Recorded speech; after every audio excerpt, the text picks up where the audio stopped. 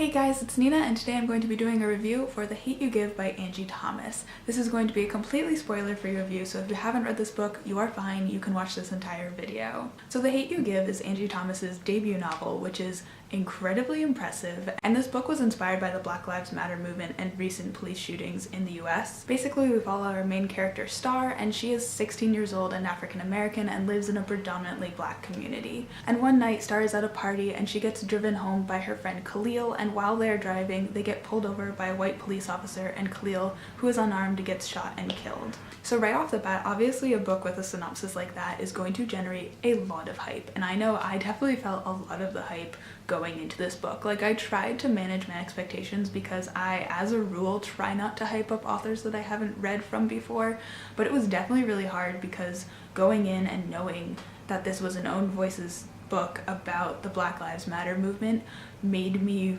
really excited. Going into it, I definitely expected this book to be really impactful and to teach me something more about the Black Lives Matter movement, or maybe black culture in general, that I didn't know about. And this book, although I went in with decently high expectations, it absolutely blew those expectations out of the water. I don't know how else to say that. This book just resonated with me in ways that I did not expect it to at all, and I got very emotional reading this book, and it was just so impactful. And I'm sorry that I'm adding to all the hype that already exists for this book, but it deserves it. You need to read this book. Spoiler alert, I give it a 5 out of 5 stars. I just don't know how I'm gonna make a coherent review about this book because I have so many things I need to talk about. So let's start with some of the emotions that this book gave me, because that's where I want to start. One fact that you have to know about me going forward is that I don't cry when reading books.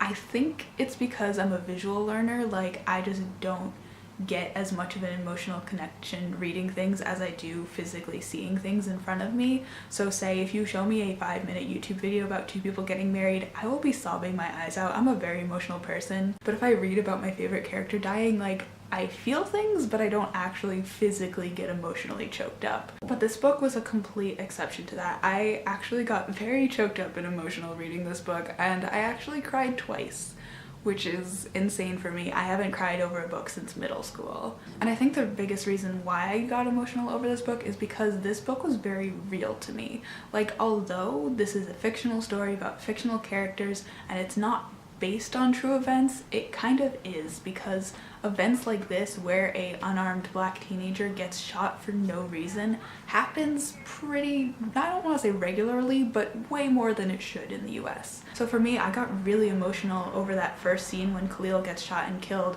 and Star is doing her narration of what's happening, because although I've never personally seen Khalil get shot and killed before in person, I have seen videos of people just like him get killed online, and those videos are very real. Like, I can always picture books clearly, but this time I had an actual image in my head of what it would look like in real life, and I knew that this is something that does happen in real life and happens to people my age and younger. And then that on top of Star's narration and her description of what was happening and her emotions was just like too much for me.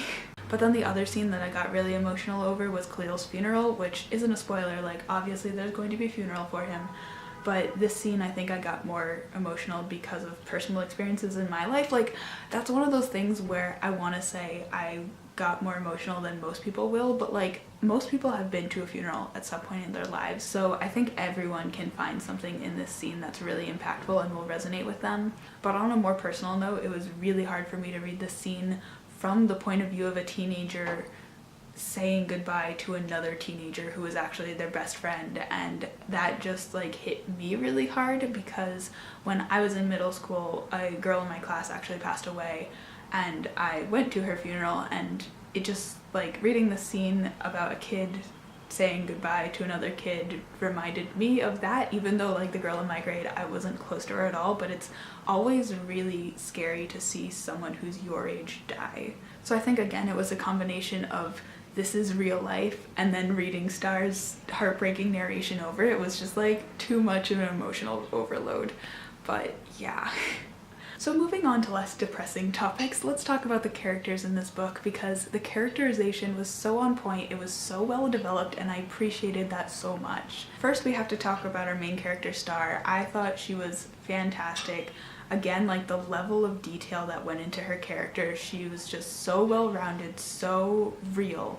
And I think the way she responded to so many of the situations was very real, and the way she dealt with her grief, the way she dealt with her friends at school, and just everything made her feel like a very real person, and also just an amazingly strong person that I aspire to be. Then we have Star's family. Star has an incredibly supportive family, which I loved seeing. But I loved seeing that Star had two parents that were fully there to support her, because not only is there that like weird YA trope where characters can't have two parents for some reason, don't know why that is, but also from a real life societal perspective, because like I can only speak for what goes on in Washington DC because that's where I go to school and that's where I've kind of studied these topics before. But the city of DC is incredibly segregated. It's a problem, but there are two like sections of the city that are predominantly African American, predominantly very low income, and those two parts of the city have huge problems with mass incarceration and families being impacted by either fathers or mothers being sent to jail. And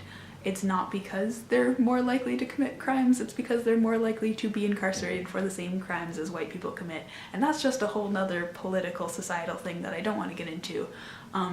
But just because I know that that's an issue that impacts a lot of communities a lot, it was so great to see that Star's parents, that they were both very present in her life. Like her father had been incarcerated in the past, but he made it out. He was still there for her and still a positive role model for her to look up to, and he was there for her the entire time, and I just very, very much appreciated that. And just the whole representation of Star's community and society in general I thought was handled so well, because Angie Thomas doesn't brush over the harder parts of living in that lower income area, but at the same time she gives reasons for why things happen, like why someone is in a gang or why they do drugs. Like she gives them motivations and they're not just a bad character. And I think that is definitely in part because this is a known voices novel and Angie Thomas knows a lot more about this than I do, but it was just so great to see that representation and how well it was done, and I just could gush about that alone for like hours. And then we have a lot of other side characters that were also done really well, and I just loved how the whole cast of characters came together so well. I also really loved Star's boyfriend Chris. Like we all need a Chris in our lives. He was fantastic. So I guess in closing I have like a little story, because I actually went to go see Angie Thomas talk about her book in New York City, which was a phenomenal experience. And you know, after authors talk about their book, you get a chance to go up and get it signed. And I actually have a signed copy of this book, although I don't have it on me because that was over spring break and I'm now back at college. But going up to meet Angie Thomas, when I was going up, I was only about 40-ish pages into this book, but I had already cried once and I was so emotionally invested in it that I don't know, like I really wanted to tell her how much this book resonated with me, but I didn't because I'm too scared. Not because I didn't have what I wanted to say planned out. I had it all planned out, but I was too much of an awkward person to like actually say these things to her. But I knew exactly what I wanted to say to her and I didn't, but I guess I'll say it to you guys instead, and that is that this book can emotionally impact anyone. When I was watching the Oscars about a month ago, at this point, one of the commentators was talking about Moonlight, which actually won Best Picture, and they were saying that you would think that this movie, which is about a black gay kid growing up with a drug-addicted mother and just like a very specific storyline, that you would think that that wouldn't be accessible to people because it's so specific, it's such a personal story, and because of that not many people can relate to that. But instead kind of the opposite ended up happening, because since the story is so personal and zooms in so close to this kid's life, everyone ends up finding something in that story that they can relate to. And I feel like The Hate U Give is the same way, because although I obviously can't relate to being black or even being scared of police officers, I can't relate to seeing someone murdered before my eyes, not to mention my childhood best friend. I can't relate to any of that. but I could relate to this book because I've lost people at a young age. I've been to a funeral before. I've had disagreements with my friends over Tumblr. I've felt some of the emotions that Star feels, and even though I haven't felt them in the same context or the same way, I have been exposed to her emotions, and I've felt my own emotions over this book. And because it's such a specific story, it is thus accessible to everyone, and that is kind of my takeaway from this book. So that is it for this video. I hope I encouraged you guys to read this book if you haven't already. So sorry for adding to the hype, and if you have read this book, please let me know down below all your thoughts. Were you as emotional over this book as I was? And that is it. Give this video a thumbs up if you liked it and subscribe, and I will see you guys later with another video soon. Bye!